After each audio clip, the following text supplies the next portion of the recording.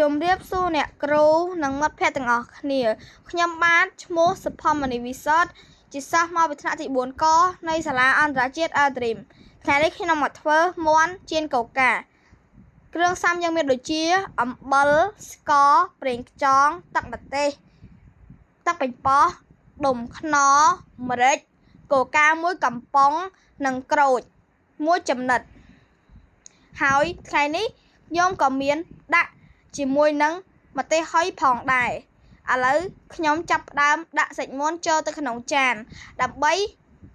ដាក់គ្រឿងផ្សំចូលទៅក្នុងវាហើយបន្លាក់វាអញ្ចឹងយើងចាក់សាច់មាន់ចូលមកតាមចំណង់ចំណូលចិត្តរបស់បងប្អូន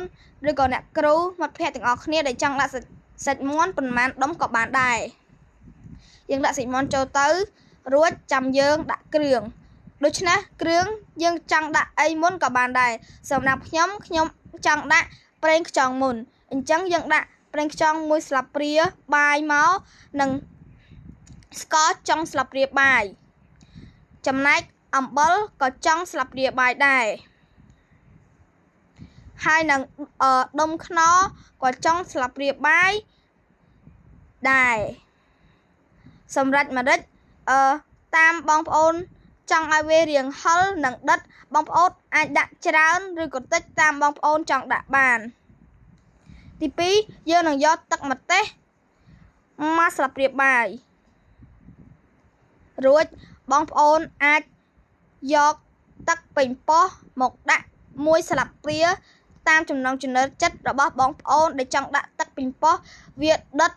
ឬក៏មិនដិតតាមបងប្អូនចង់បានរួចពេលបងប្អូនដាក់រួចបងប្អូនអាចច្របាច់ក្រូចឆ្មាមួយចំណិតទៅលើសាច់មាន់របស់ពួកយើងបងប្អូនអាចដាក់2ចំណិតឬក៏3ចំណិតតាមចំណង់ចំណូលចិត្តបងប្អូនអ្នកគ្រូមិត្តភ័ក្តិទាំងអស់គ្នារួចយើងត្រូវចម្បាច់វាឲ្យវាចេញទឹកអស់យើងត្រូវប្រឡាក់វាប្រឡាក់សាច់មាន់ជាមួយគ្រឿងដែលយើងបានដាក់ទៅក្នុងសាច់មាន់យើងត្រូវប្រឡាក់វាចុះឡើងទាល់តែវាចូលជាតិសព្វគ្រប់អស់នៅពេលដែលវាចូលជាតិ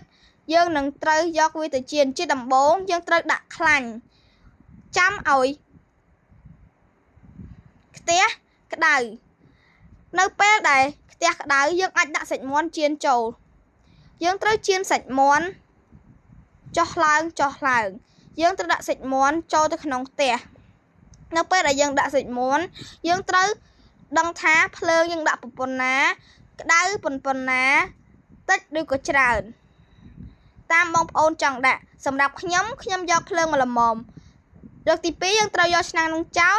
ហើយយើងត្រូវដាក់ខ្ទះមួយទៀតនិងដាក់កូកាចូលរួចពេលយើងដាក់កូកាចូលហើយយើងអាចដាក់ស្លាបមាន់របស់យើងដែលចៀនហើយដាក់ចូលកូកាដើម្បីធ្វើឲ្យមានរសជាតិផ្អែមឡែមនៅពេលដែលវាស្អិតកូកាទៅឲ្យកូកាហ្នឹងវាមានជាតិស្ករតិចនៅសាច់មាន់ជាប់នៅពេលវាហើយអញ្ចឹងយើងដាក់សាច់មាន់ចូលទៅក្នុងកូកាទៅចាំឲ្យសាច់មាន់វារៀងក្តៅរួចចាំបងប្អូនបង្វិលសាច់មាន់ចុះឡើងនេះជាសាច់មាន់ដែលយើងចៀនហើយអញ្ចឹងយើងត្រូវចាប់ដាក់ចានដើម្បីទុកពិសានិងបរិភោគអញ្ចឹងយើងដាក់មករៀបចំឲ្យវាស្អាតបាតជាការដេករបស់ស្លាបមាន់របស់យើងសម្រាប់ខ្ញុំដាក់សាច់ខ្ញុំចៀនតែ4ដុំទេព្រោះអានេះជាបំណិនជីវិតរបស់ខ្ញុំអញ្ចឹងខ្ញុំចៀន4ដុំរួចយើងដាក់ឲ្យស្អាតយើងដេកយើងត្រូវដាក់ល្ងស្លឹកខ្ទឹមបើបងប្អូនមិនចង់ដាក់ក៏អាចដាក់តែល្ងបានដែរដាក់ស្លឹកខ្ទឹមតាមចំណង់ចំណូលចិត្តរបស់បងប្អូនហើយយើងដាក់